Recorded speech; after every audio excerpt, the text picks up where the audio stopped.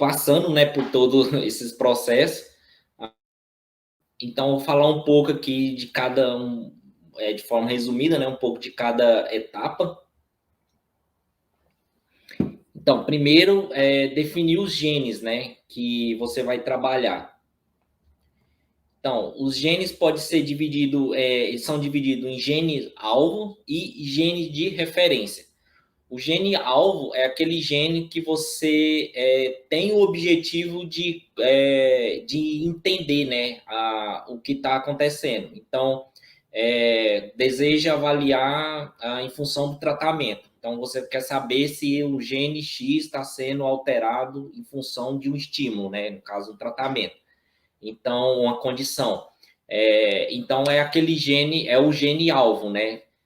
Os genes de referência são aqueles genes que eles vão ser usados como um padrão para de estabilidade, né, da sua análise.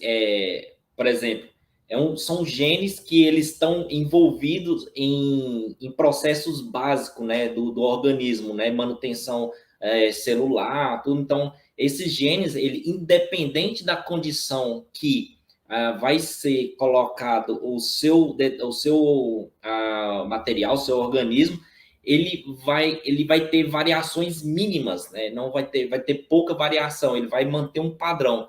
Então, com base nesse gene, você vai colocar, vai amplificar ele também, né? Com os mesmos tratamentos que você utilizou, e você vai usar ele de padrão, né, para saber se tá tudo ok, né, com a sua análise e com o padronizar, né, o seu gene alvo.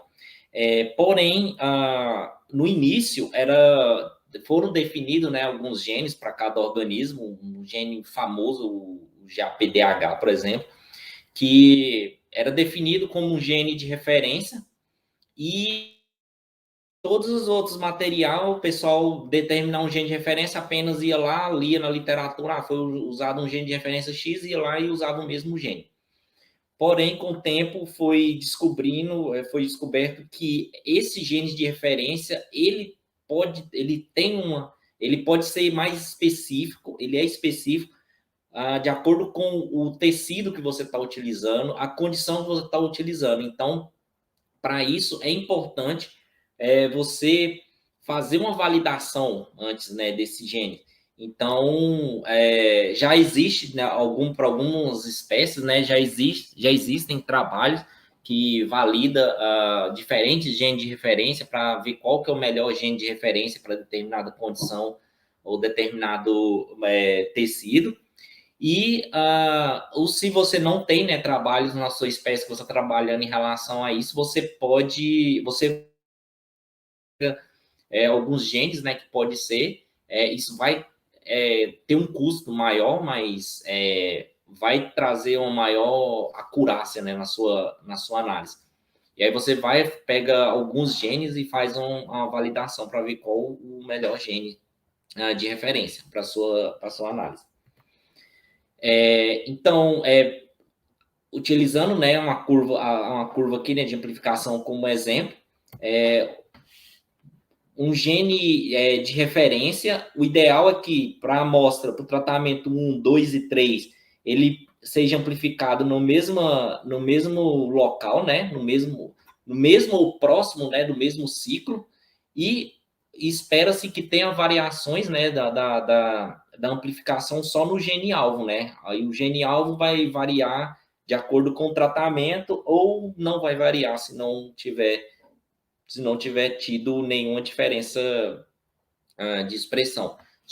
Porém, espera-se que o gene de referência seja amplificado de um nível padrão. E outro detalhe também, geralmente o gene de referência, eles são muito expressos, então ele sempre vai amplificar num CT ali mais precoce, né? Diferente dos genes de alvo, que pode ser precoce, mas também alguns, os menos expressos, eles vão ser mais tardios. Outro passo importante é o desenho dos primers. Então, é uma das etapas que requer muita atenção, porque são vários detalhes, né, que comprometem, né, o desenho dos primers para você fazer a sua análise.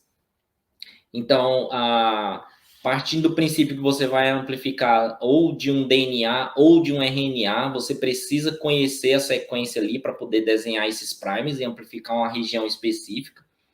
E pensando aqui no princípio de que é um gene, né, de todas as regiões de um gene, considerando região promotora, o TR, né, que são a região não traduzida,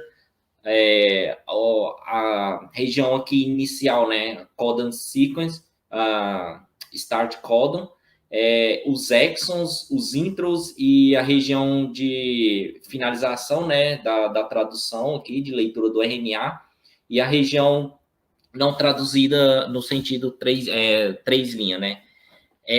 Pensando, você precisa conhecer bem todas essas partes aqui, porque para desenhar um primer para PCR em tempo real, você requer mais atenção, tanto na qualidade que esse primer vai ter, né, para anelar nessa sequência, quanto algumas regiões específicas, né, dentro do seu gene, né, porque o gene ele é dividido, ele é agrupado com outros genes por famílias, né, por superfamílias. Então, dentro dessa região aqui, você tem uma sequência, por exemplo, após o splice, né, dos introns, né, você vai ter aqui o RNA mensageiro aqui, o splice do RNA mensageiro aqui, você vai ter a codon sequence, né, que é a região codante. Dentro dessa região aqui, você vai ter regiões específicas que agrupam os genes entre famílias. Então, se você desenhar seu primer, tanto o primer senso e antissenso dentro dessa região, você vai amplificar todos os genes dentro dessa família. Então, isso é importante, você conhecer essas regiões para não ocorrer esse processo. Além disso, você tem as regiões de ligação aqui, de união dos exons, que é um método, né, que você usa de padrão, de evitar contaminação, né, por DNA na sua amostra, você desenhar nessas regiões, né, de ligação entre os exons, porque se você tiver o seu DNA, os intros vão ser, você vai e você não vai ter amplificação, mas infelizmente nem sempre é possível, né? Como eu falei, você tem essas regiões que determina, né? Chama domínio conservado, que agrupa, né, os genes entre famílias, e às vezes você não vai conseguir desenhar nessas regiões. Então, pensando nesse processo aqui, você vai determinar, né, o local que você vai desenhar o seu primer. Diferente da PCR normal, para você amplificar um gene inteiro, por exemplo, fragmentos grandes, né, a sequência inteira de 200, 500 ou 1000 pares de base, a PCR em tempo real você vai amplificar um fragmento pequeno, que geralmente é de 80 a 150 pares de base, porque durante todo o processo, né, de anelamento, amplificação e precisão, né, na detecção da amplificação, é necessário que sejam fragmentos pequenos para poder aumentar, né, a precisão para detectar, né, esses fragmentos. Então, pensando aqui na análise de eficiência dos primers, né, logo após o desenho dos primers, ele é determinado através de uma curva de diluição, no qual você vai pegar aquele primer, vai diluir, você vai pegar o primer, você vai pegar o seu cDNA, o DNA, você vai diluir ele várias vezes, geralmente eu utilizo os 5 pontos de diluição, e quando você dilui ele aqui, esses primers, você espera-se que você tenha também uma variação na expressão, né, desse gene. Então, você tem que seguir um padrão dessa variação conforme a sua diluição. Isso é uma maneira de você determinar a eficiência do seu primer. Então, se você não segue um padrão aqui, igual, por exemplo, a ideia é você multiplicar, a cada ciclo, né, você dobra, então você tem aqui também essa distância, né, entre uma diluição e outra, se não seguir um padrão assim, uniforme, então quer dizer que esse prime seu tá, a eficiência não é boa. Você tem alguns fatores interferindo na qualidade desse prime. Após determinar, né, a eficiência do prime, você tem. Isso aqui é um exemplo, né, que eu coloquei de uma reação, por exemplo, onde você mostra, você tem as curvas e aqui você tem onde você tem um alinhamento, né, desses prime, aí você tem aqui a distribuição, né, você tem um erro, o R, né, o ideal é que seja 0,99 ou não menos que 0,98 e você vai, e é dada a eficiência, né? A eficiência, então, quanto seguir exatamente o padrão de diluição, mais próximo de 100% você tem essa eficiência. Então, o ideal é que seja 100%, porém, nem sempre é possível, né?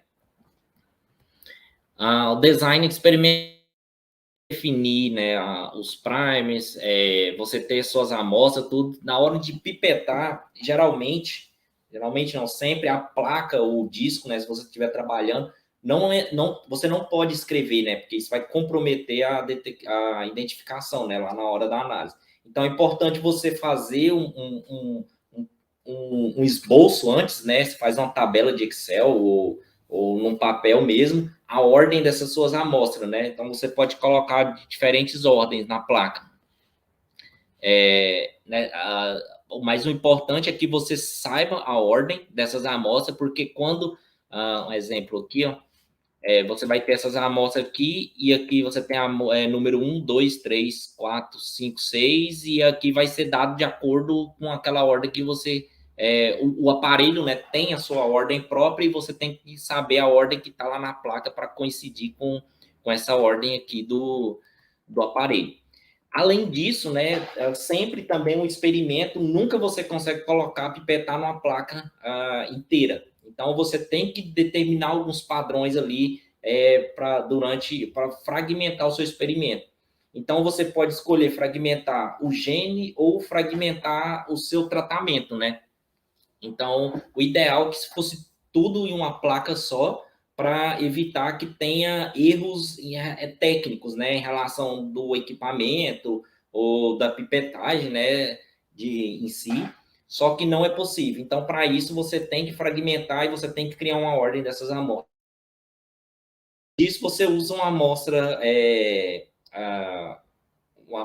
interensaio, né? Que você coloca a mesma amostra em todas as placas que você correr e espera-se que aquela amostra tenha o mesmo padrão de amplificação para você eliminar erros do equipamento, né? Para não falar que a variação que ocorreu dentro do seu tratamento de um gene porque dividiu a placa ali, não foi por causa dessa divisão, mas sim por causa do tratamento. A pipetagem é outra parte muito importante também, que requer muita atenção, né, muita precisão. Então, é só com o tempo, né, treinando, que você vai conseguir ficar bom, né, ficar prático, né, nesse processo. Então, é muito importante não evitar, né, pipetar na hora de pipetar com muita força, deixar muito ar dentro, né? Por mais que você pode depois centrifugar a placa, né? Para poder tirar isso, mas é importante que isso aí pode comprometer. E também a questão do volume, né? Não, o ideal é que não varia nada de uma pipetagem para outra, mas nem sempre ocorre. E para isso existe as replicatas técnicas, né? Que além das repetições biológicas dentro do tratamento, você tem repetições de cada repetição biológica, que pode ser 2 a 3 vezes, que é da mesma amostra, para eliminar esses erros. Então, depois disso tem a reação que você vai utilizar CyberGreen ou então sonda, né, para poder fazer a detecção dessa amplificação. E a configuração, né, a variação da configuração para poder ocorrer essa reação vai variar de acordo com o aparelho que você está utilizando, de acordo com se você está usando CyberGreen, se você está usando sonda, então de acordo com a máquina, então isso aí tem que olhar no protocolo, né, do fabricante e seguir à risca as instruções para poder fazer a configuração dessa reação. E aí, então, depois da reação, você vai ter os seus valores e seguir para poder fazer a análise do resultado.